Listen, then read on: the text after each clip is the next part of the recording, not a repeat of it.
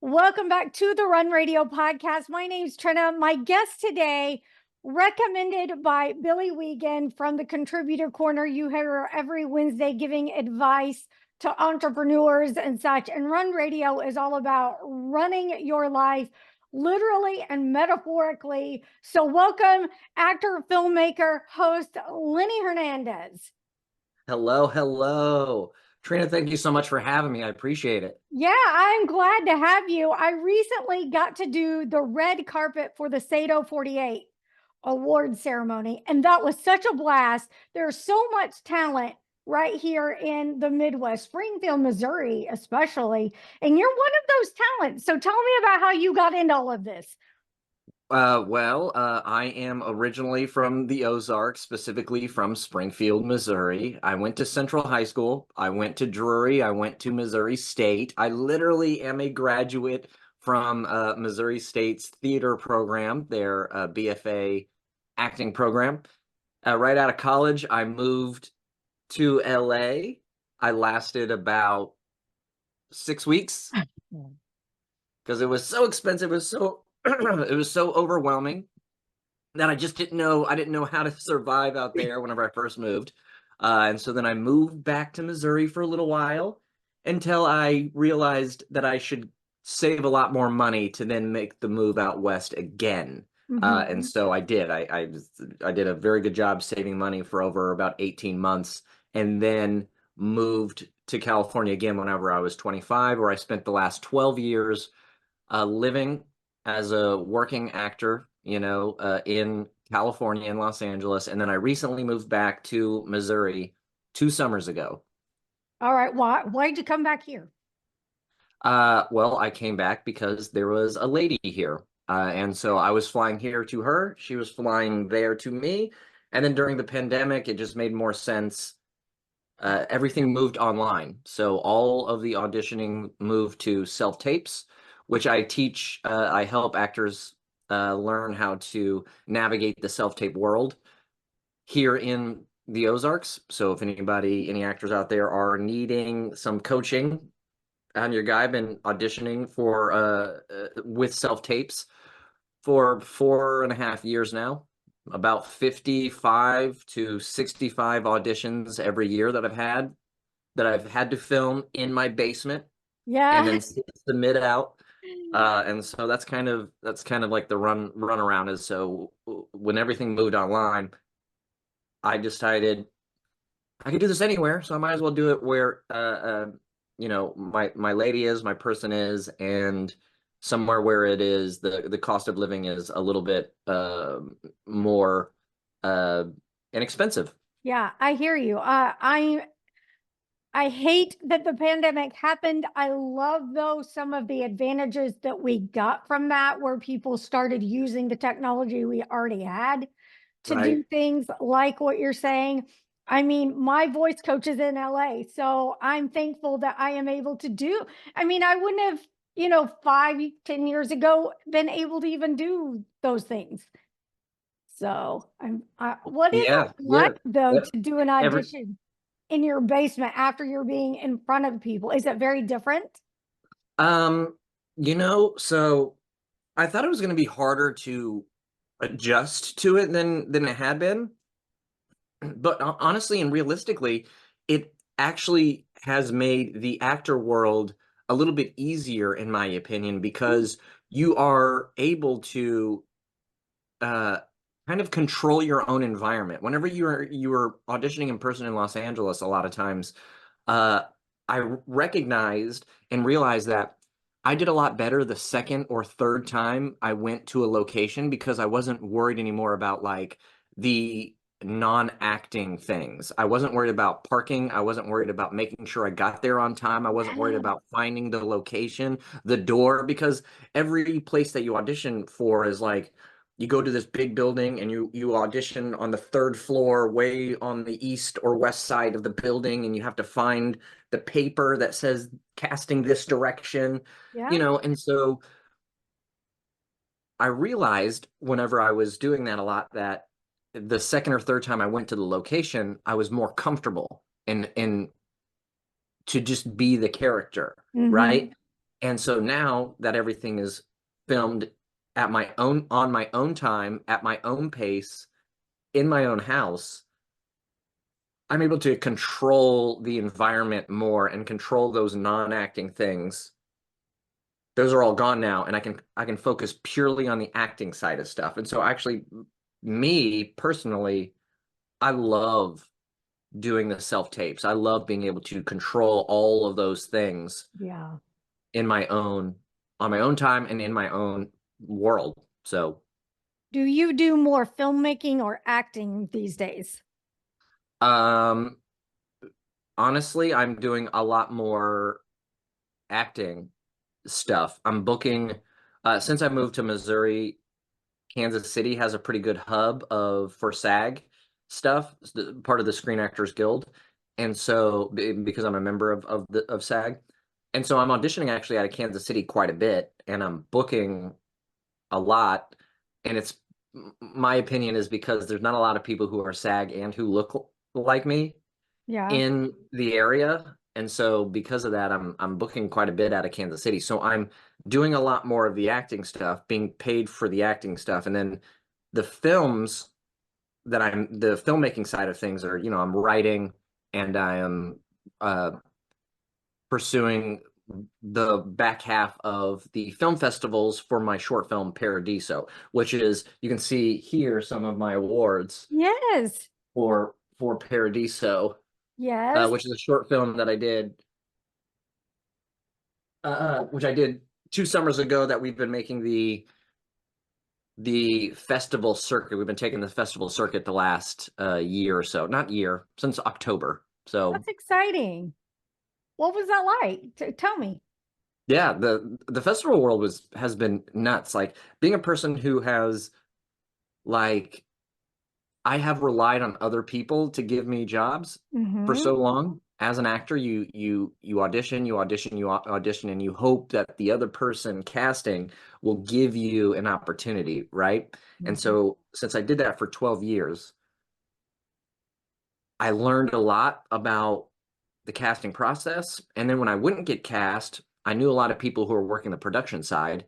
So I would work production if I wasn't cast in front of the camera. And so then all of a sudden I started learning behind the camera stuff. I started Yeah. learning filmmaking from a different lens, if it would. And so I realized I could do this. I could do that. And so I had a short film that I found that I loved. I loved the story, the structure of it, the characters, and then I decided I would put in all of my own money to then produce, star in, and make a short film. Did it change the way you act? Um, it changed my view, not necessarily act, but it did change my view on what I want to do as a performer, as an artist. What avenues can I do and use to kind of fulfill my creative cup?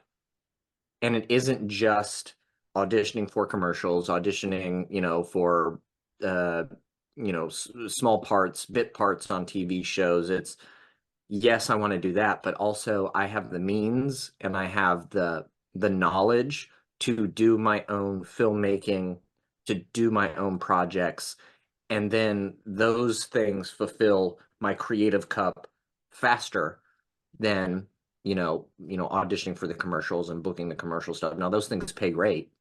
Don't get it twisted, because those Yeah. things pay amazing. Right. Um, but on the creative side, the filmmaking element is fulfills that cup faster. Let me tell you the story. I Yeah. worked on this amazing project called Hipsters, uh, Gangsters, and Geeks. Okay. Oh no, no, the title has changed now. It is now Aliens, Gangsters, and Geeks, I believe. They Okay. went through 3 different title changes, but the biggest part of it is that I ended up working directly with the director. His name is Richard Elfman. Now, that name might sound kind of familiar because the last name is Elfman, and Elfman is a big family in Hollywood. And he's a director, writer director. And I auditioned for this film. I didn't get in, but my friend was producing it, and so he was able to get me to be the director's assistant for 2 months. Now, Richard Elfman, he's 75 plus, and so while he's working on a film, he doesn't like to drive. He doesn't like to do anything that isn't just focused on the film. So I was literally his right-hand man the entire time for like 2 months. So I learned all about like what it takes financially to make a feature film, what it takes to structure out like time and to produce and make and the little details it takes, how to do casting. Since I didn't get booked, he needed an assistant like the next week. So I started helping him with a little bit of some of the smaller castings. When we got closer to filming, we started getting the main actors together to read, to be prepared for whenever we were filming. And so whenever actors weren't available, do you know who came in and read for all the other scenes? That was me. So You like, did. How yeah, cool. so I learned working with this director, and then that's not even including whenever we actually got to uh filming, the like 10 days of filming. Of course, I got him coffee every day. Yeah. And then outside of that, I sat right next to him as he's right in the monitor directing. And then whenever he would be like cut and then he'd have an idea, he'd go to the actors. I'd go with him just to make sure he didn't need anything, but I'd just be a shadow and he would just be in there like talking to the actors. Oh, this is great, but then, move this way so that way the camera captures this one thing that you're doing, and then we come back down, we sit down, we watch the monitor again. And I learned so much doing that about the filmmaking process, about what it takes, and so that that experience that I had out in California was invaluable.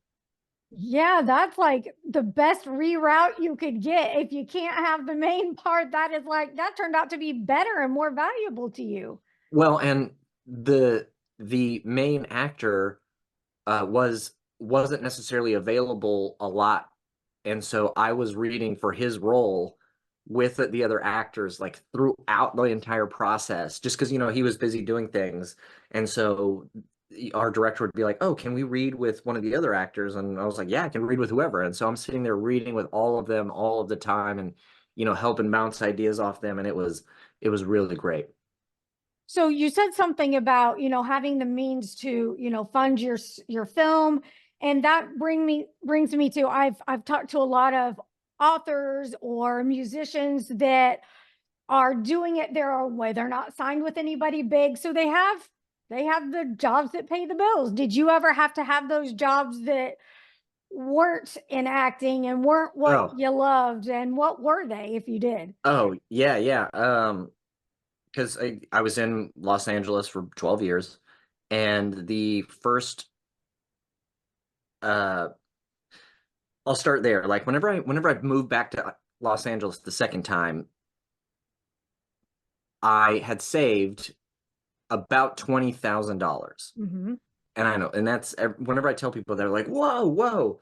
But let me tell you, I had 4,500 the first time I went and I failed miserably. Yeah. It only lasted like 6 weeks. So the next time I was like, I'm gonna have so much more money.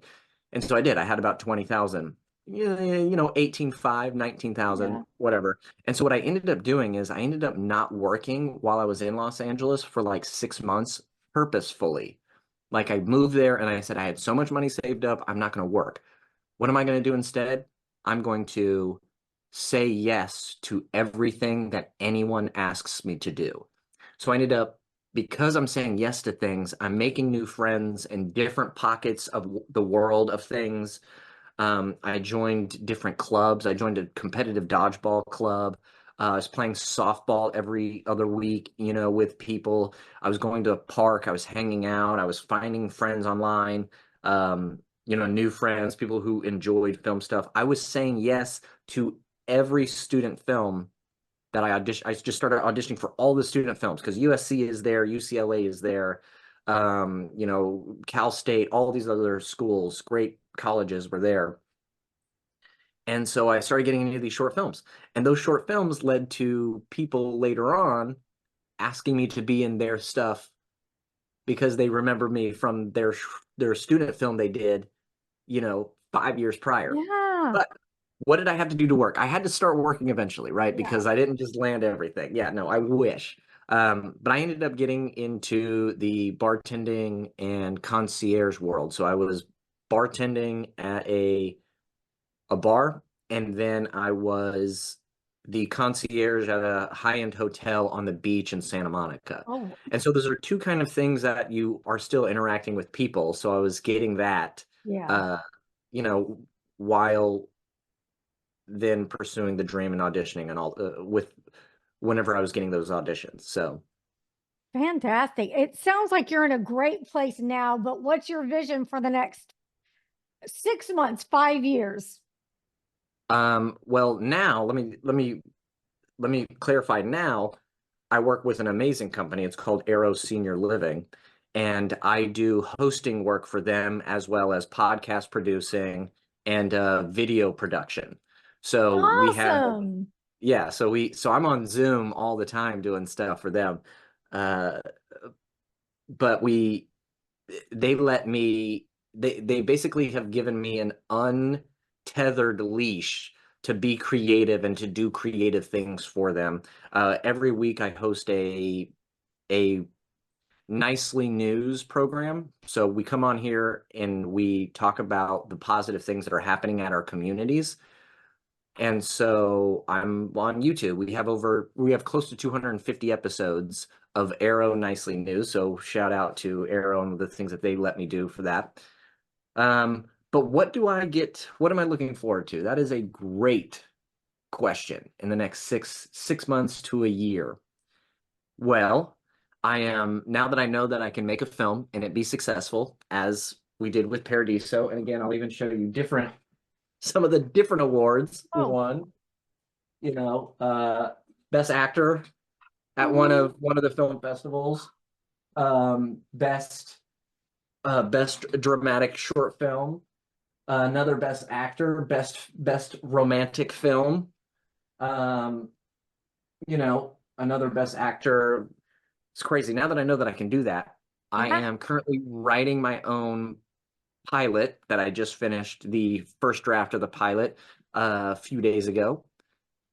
I'm going to make that sitcom, and then also I'm looking at producing an animated short as well as slowly getting the things together to do a feature film as well here in Southwest Missouri, here in the Ozarks. That's the goal. Everything here because we have a wealth of talent, in the Southwest Missouri area, and I feel like it is wildly underutilized because Yes. people just don't know.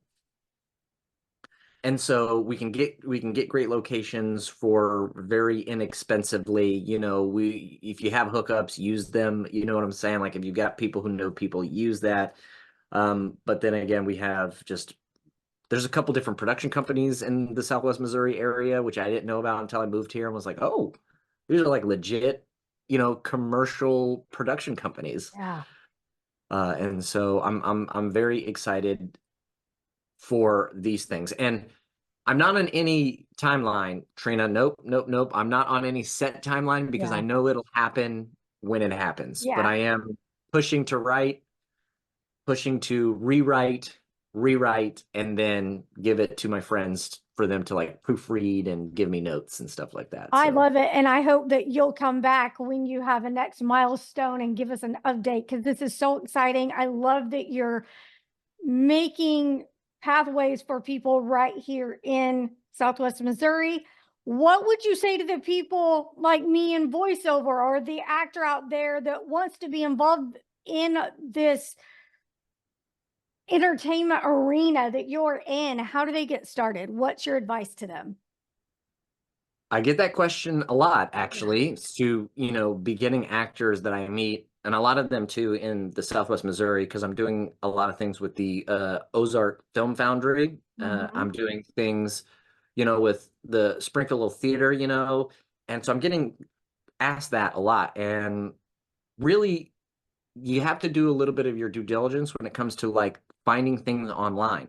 You have to be able to not resort on other people telling you how to do things, but you need to go out online and start searching keywords on Facebook, on Instagram, on these social media sites. Type in Springfield, you know, auditions, Southwest Missouri actors, Southwest Missouri film, Southwest Missouri movies, Kansas City actor stuff. Like if you literally type in these keywords, pages and pages of things will come up. And so get on that and see if you can find projects. But if you're looking to just get better as an actor, it really is, a bit of it is mimicry. So go find your favorite movies and then practice filming the scene, your favorite scene, similarly to the way that the movie shows. So therefore you can